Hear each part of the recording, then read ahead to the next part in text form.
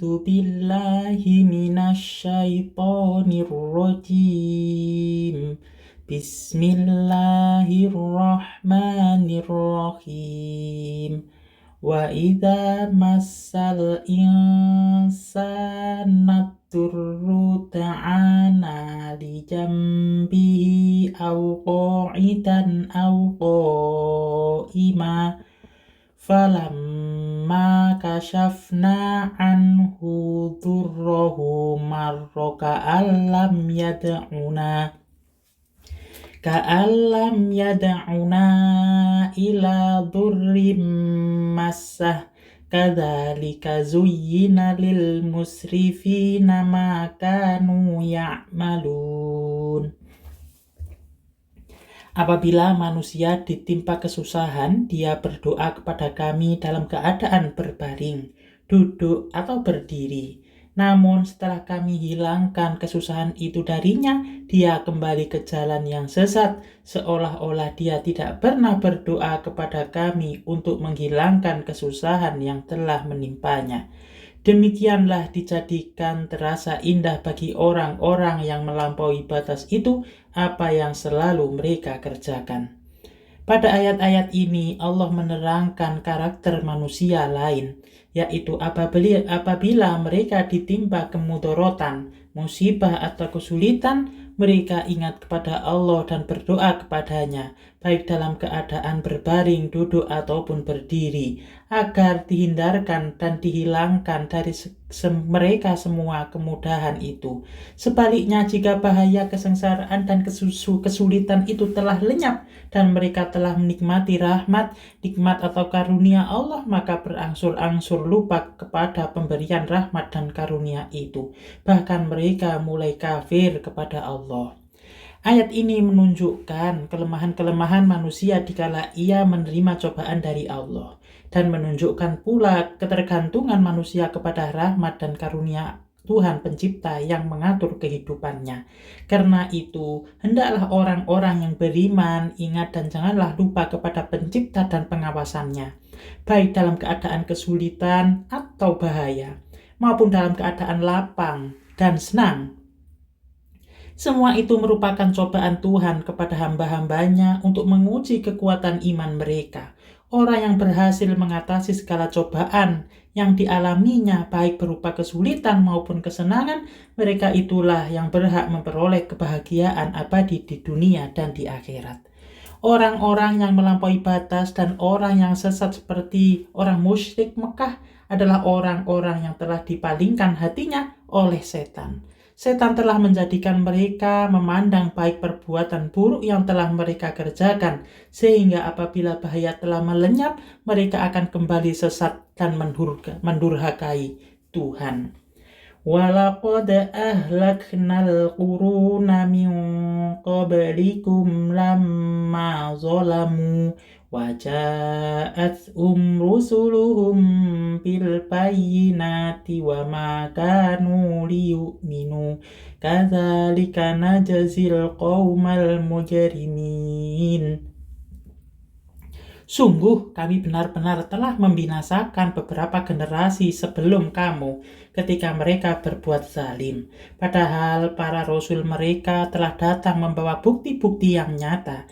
Namun mereka sama sekali tidak mau beriman. Demikianlah kami memberi balasan kepada kaum yang berbuat dosa. Ayat ini menurut lahirnya ditujukan kepada orang kafir Mekah yang selalu memperolok-olok Nabi Muhammad. Tetapi termasuk juga di dalamnya semua umat manusia yang bersikap dan bertindak seperti yang telah dilakukan orang-orang kafir Mekah itu. Umat-umat dahulu pernah dihancurkan seluruhnya karena kezaliman, kekafiran, dan keingkaran kepada rasul-rasul dan nabi-nabi yang telah diutus Allah kepada mereka. Padahal rasul-rasul dan nabi-nabi itu telah membentangkan jalan kebenaran yang bisa mereka tempuh akan menyampaikan mereka ke tempat yang penuh bahagia. Orang-orang dahulu pernah dibinasakan Allah karena kezaliman mereka sebagaimana tersebut dalam firman-Nya. wa tilkal qura ahlaknahum lamma zalamu wa ja'alna limahlikihim mau'ida. Dan penduduk negeri itu telah kami binasakan ketika mereka berbuat zalim, dan telah kami tetapkan waktu tertentu bagi kebinasaan mereka. Surat Al-Kahf ayat 59. Allah menegaskan bahwa orang-orang zalim dan ingkar itu pasti ditimpa azab yang sangat pedih. Allah berfirman, wa im min qaryatin illa nahnu muhlikuha qabla yaumal qiyamati aw mu'adzibuha adzaban syadida kana dzalika fil kitabi masturo. Dan tidak ada suatu negeri pun yang durhaka penduduknya, melainkan kami membinasakannya sebelum hari kiamat, dan kami siksa penduduknya dengan siksa yang sangat keras. Yang demikian itu telah tertulis di dalam kitab Lauh Mahfudz. Surat Al-Isra ayat 58. Ada dua macam azab yang pernah ditimpakan Allah kepada orang-orang dahulu karena keingkaran dan kezaliman mereka, yaitu pertama, dengan memusnahkan seluruh mereka yang mendustakan Rasul dan yang berbuat zalim itu, seperti yang pernah ditimpakannya kepada kaum Ad, Samud, kaum Nuh, dan sebagainya. Yang kedua, mendatangkan azab berupa kerusakan, kekacauan dalam masyarakat, dan sebagainya. Sebagaimana firman Allah, wa kam qasamna min qaryatin kanat zalimatan wa ansha'na ba'daha qauman akharin. Dan berapa banyak penduduk negeri yang zalim yang telah kami binasakan, dan kami jadikan generasi yang lain setelah mereka itu sebagai pengganti. Surat Al-Anbiya ayat 11. Kerusakan dan kekacauan dalam masyarakat itu terjadi karena banyaknya pribadi-pribadi yang telah rusak.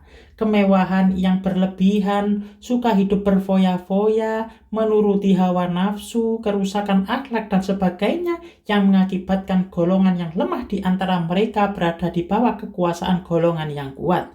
Akan tetapi jika mereka mendustakan Rasul yang membawa petunjuk ke jalan yang lurus, mereka tidak lagi bisa menerima ajaran yang dibawa Rasul-Rasul itu, karena telah terbiasa berlaku zalim, kafir, dan tidak mementingkan kesenangan duniawi, sehingga iman mereka tidak dapat diharapkan lagi sedikit pun. Maka Allah menghancurkan dan memusnahkan mereka. Demikianlah Allah memberikan balasan kepada orang-orang yang zalim dan mengerjakan perbuatan dosa.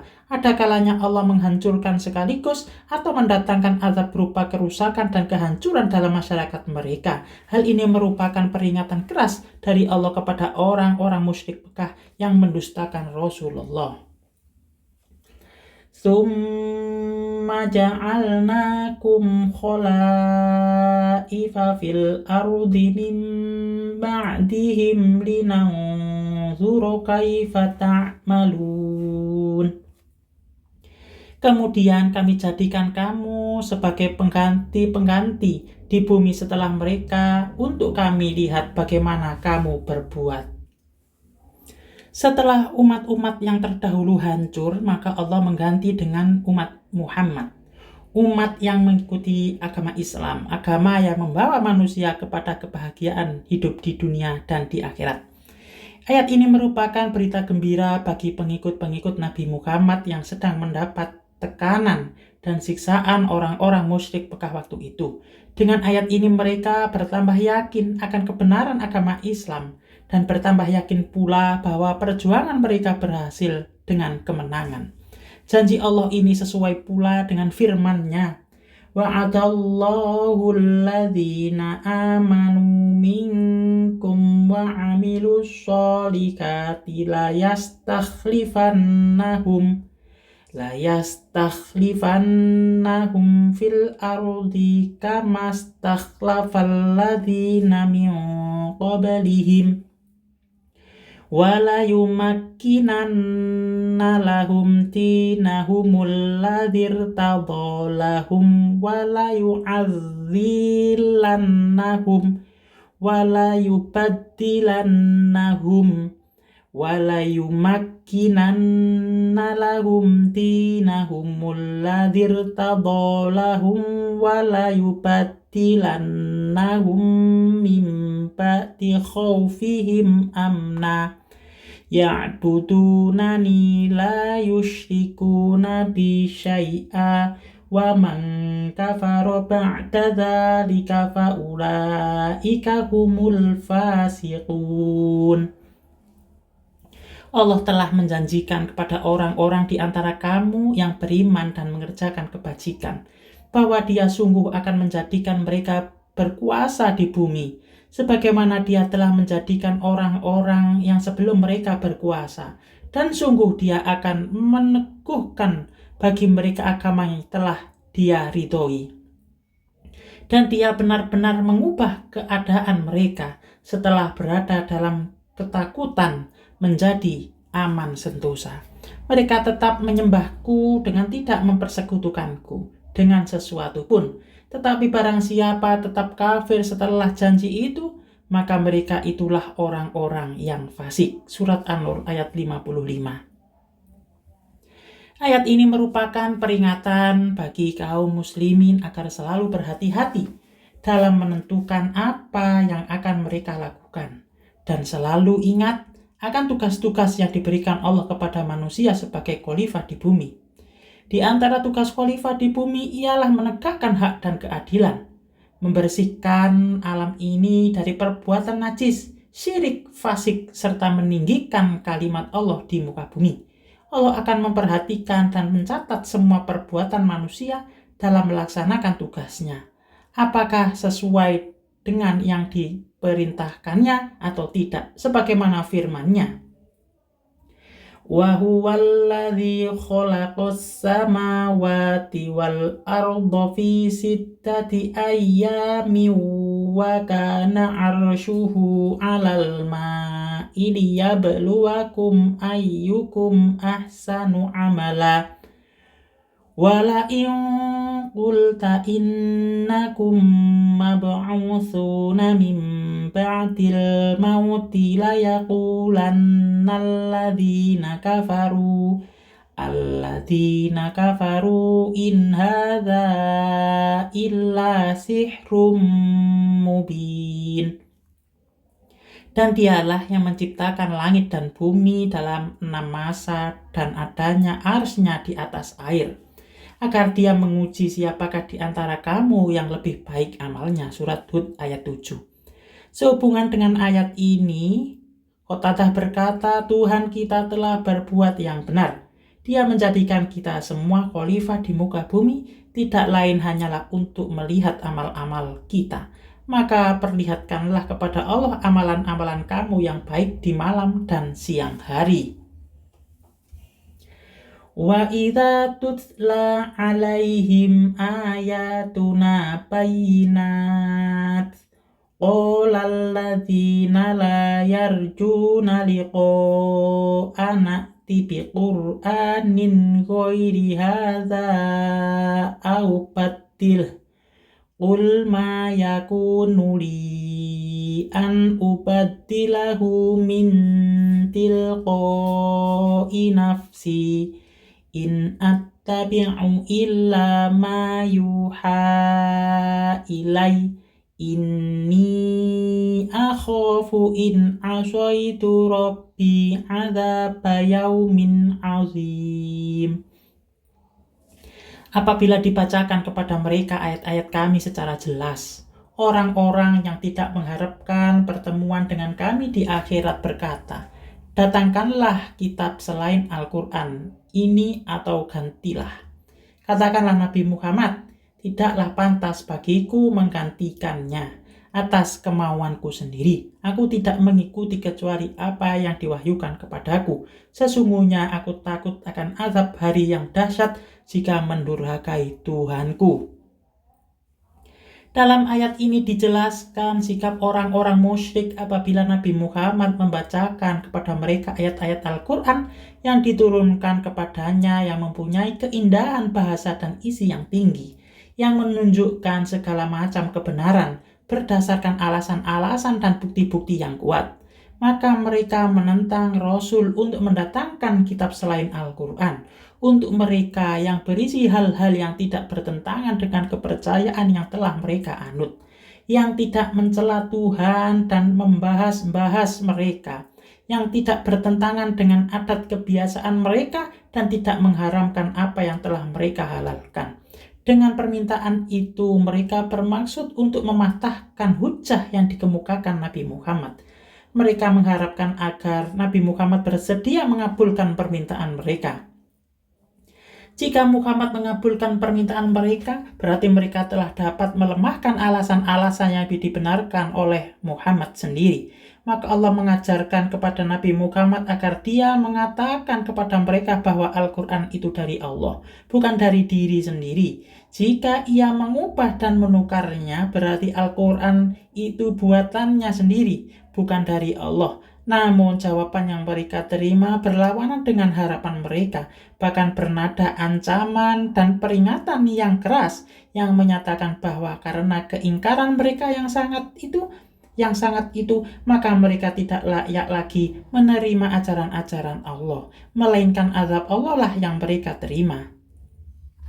Nabi menyatakan bahwa tidak layak menukar atau mengganti ayat-ayat Al-Quran. Ayat-ayat Al-Quran itu adalah firman Allah, bukan perkataannya. Karena itu yang berhak mengganti atau mengubahnya hanyalah Allah sendiri. Dia hanya seorang Rasul utusan Allah, karena itu yang ia ikuti hanyalah wahyu yang telah diturunkan Allah kepadanya. Ia tidak akan mengikuti selain dari itu. Ia yakin dan percaya bahwa jika ia mempertukarkan hawa nafsu dan permintaan orang-orang musyrik itu, berarti ia telah durhaka kepada Allah, telah mendustakan kalam Allah, mengingkari adanya hari kebangkitan dan sebagainya. Perbuatan yang demikian itu diancam Allah dengan azab yang pedih. Qul law sya'allahu ma talawtuhu 'alaikum wala adrakum bih faqad labistu fikum umuram min qablih afala ta'qilun. Katakanlah Nabi Muhammad, jikalau Allah menghendaki, niscaya aku tidak membacakannya kepadamu dan Allah tidak pula memberitahukannya kepadamu. Sungguh aku telah tinggal bersamamu beberapa lama sebelumnya, sebelum turun Al-Quran. Apakah kamu tidak mengerti? Pada ayat ini Allah mengajarkan jawaban yang akan disampaikan Nabi Muhammad kepada orang-orang musyrik yang mengingkari Al-Quran, yaitu perintah untuk mengatakan kepada orang-orang musyrik bahwa jika Allah berkehendak, Nabi tidak akan membacakannya. Nabi membacakan Al-Quran kepada mereka semata-mata atas perintah Allah dan kehendaknya.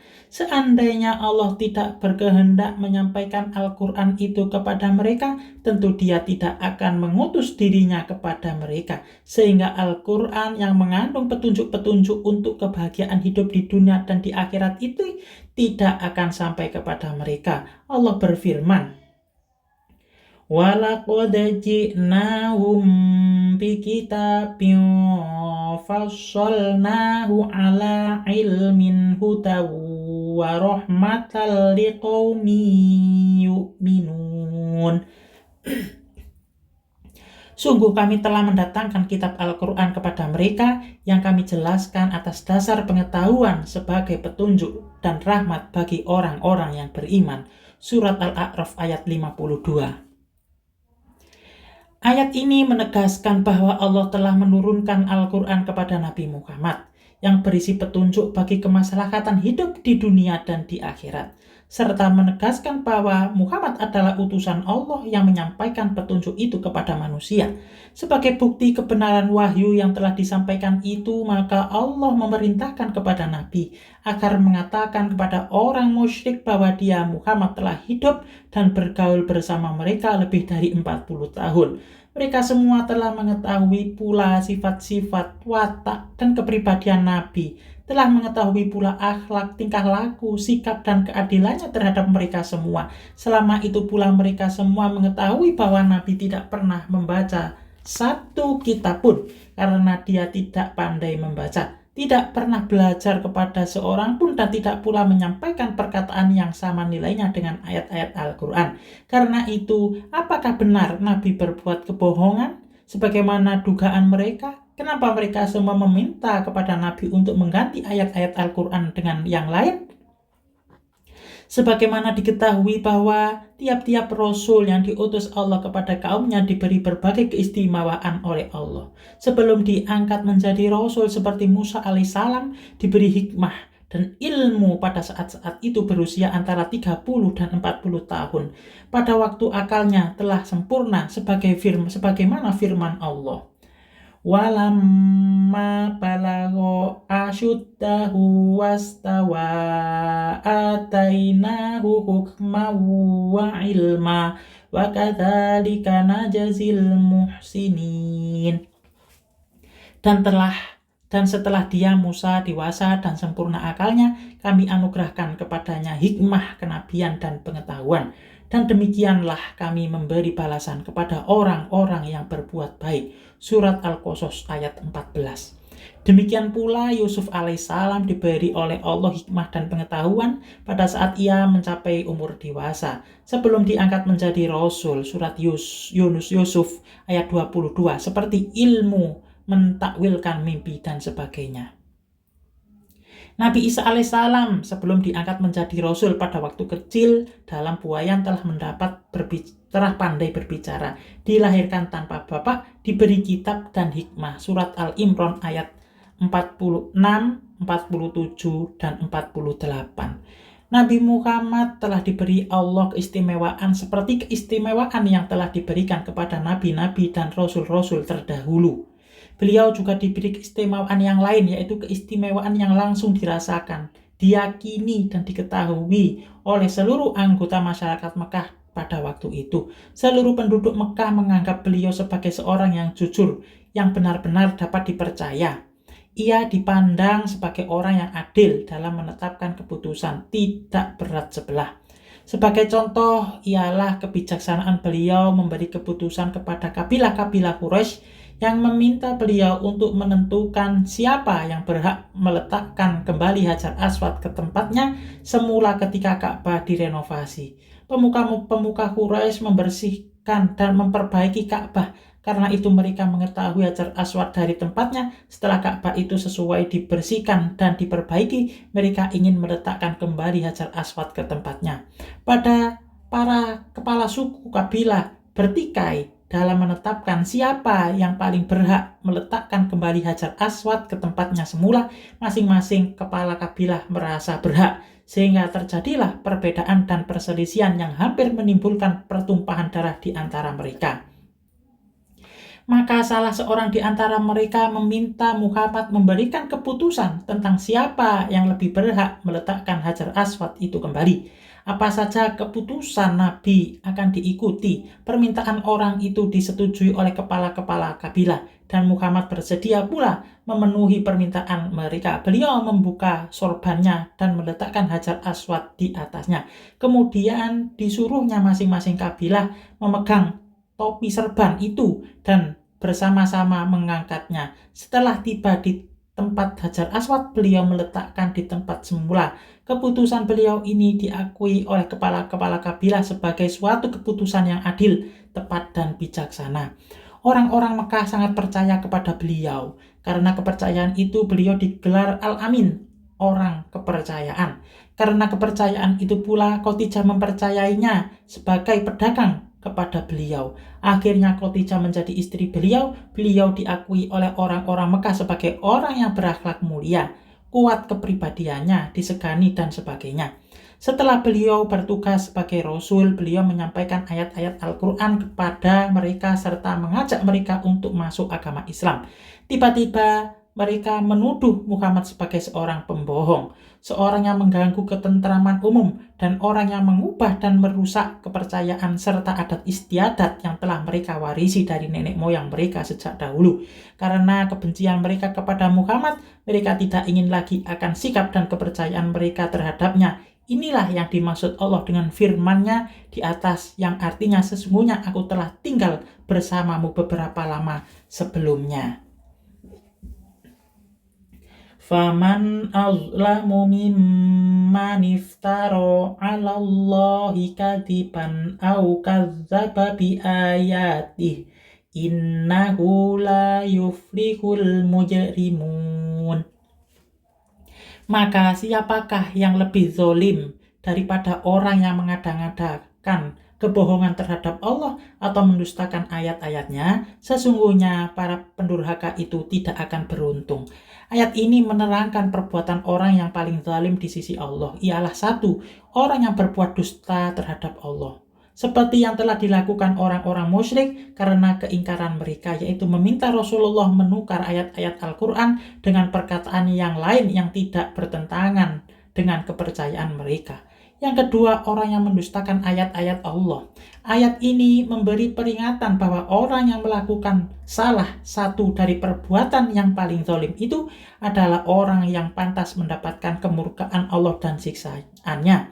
Mereka telah berbuat dosa. Mereka tidak akan memperoleh keberuntungan dengan perbuatan-perbuatan itu. Oleh karena itu, hendaknya orang-orang yang beriman menjadi dirinya agar jangan sampai melakukan perbuatan-perbuatan tersebut. Wa ya'buduna min dunillahi ma la yadurruhum wa la yanfa'uhum wa yaquluna haula'i syufa'auna 'indallah.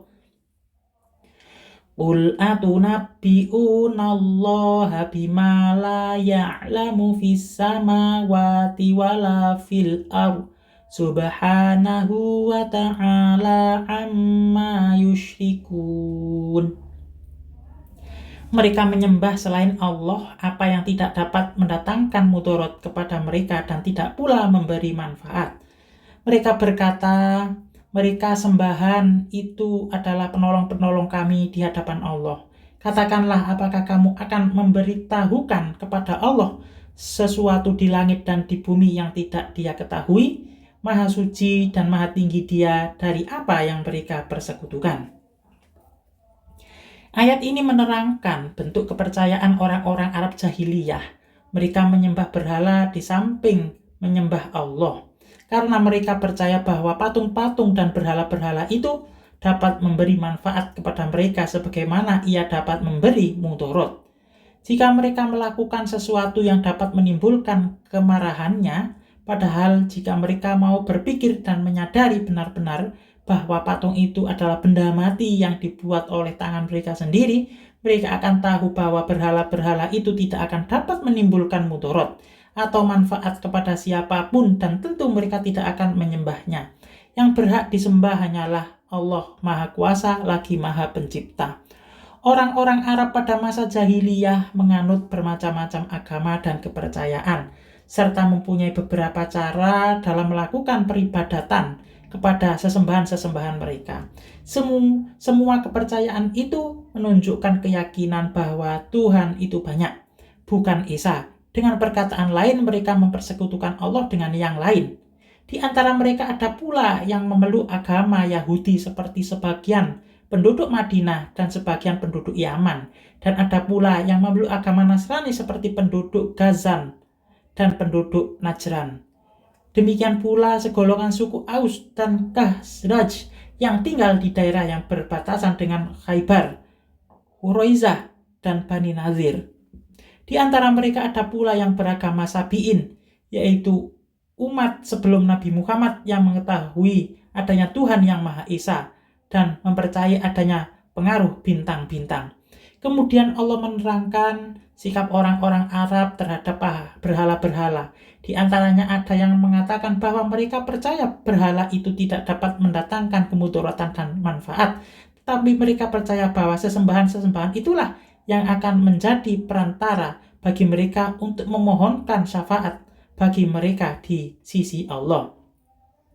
Dan itulah jalan yang terdekat. Karena itulah mereka bernadar menyembelih kurban dan berdoa kepada sesembahan-sesembahan itu dan menyebut nama-namanya. Dengan melakukan yang demikian mereka merasa bertambah dekat kepada Allah.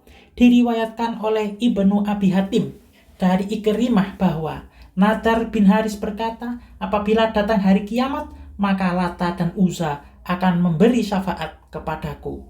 Dari keterangan di atas dapat diambil kesimpulan bahwa inti dari kepercayaan bangsa Arab jahiliyah ialah sekalipun mereka mempercayai Tuhan yang Maha Pencipta itu ada, tetapi dalam hubungan dengan Tuhan dan manusia masih memerlukan perantara wasilah yang akan menyampaikan permohonan mereka kepada Tuhannya.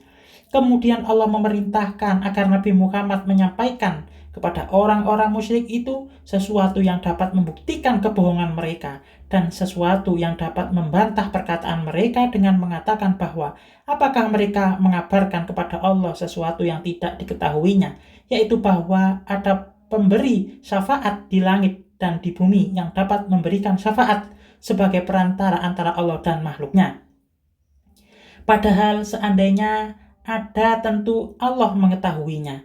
Tidak ada sesuatu pun di langit dan di bumi yang tidak diketahui Allah. Ada dan tidaknya sesuatu semata-mata menurut kehendak Allah. Apalagi syafaat itu hanya diberikan semata-mata dengan izin Allah dan hanya diberikan kepada siapa yang dikehendakinya. Rasulullah Shallallahu Alaihi Wasallam sendiri tidak sanggup memberi kemanfaatan untuk dirinya, begitu pula menolak kemudorotan kecuali dengan izin Allah, sebagaimana firman Allah. Qul la amliku li nafsi naf'aw wa la darran illa ma syaa Allah walau kuntu a'lamul ghaiba lastakthartu minal khair wa ma massaniyas su' in ana illa nadhiru wa basyirul liqaumin yu'minun. Katakanlah Muhammad, aku tidak kuasa mendatangkan manfaat maupun menolak mudarat bagi diriku kecuali apa yang dikehendaki Allah. Sekiranya aku mengetahui yang gaib, niscaya aku membuat kebijakan sebanyak-banyaknya dan tidak akan ditimpa bahaya. Aku hanya pemberi peringatan dan pemberi berita gembira bagi orang-orang yang beriman. Surat Al-A'raf ayat 188. Akhir ayat ini menerangkan kemahasucian Allah, Tuhan semesta alam dari persekutuan sebagaimana yang dikatakan orang-orang musyrik itu. Ayat ini juga mengisyaratkan bahwa segala sesuatu yang berhubungan dengan Tuhan hanya dapat diperoleh penjelasannya dengan perantara wahyu yang disampaikan kepada Rasulnya. Sedangkan segala sesuatu itu diketahui Allah baik yang tersembunyi maupun nyata. Shadaqallahul azim, shadaqallahul azim. Semoga bermanfaat. Wassalamualaikum warahmatullahi wabarakatuh.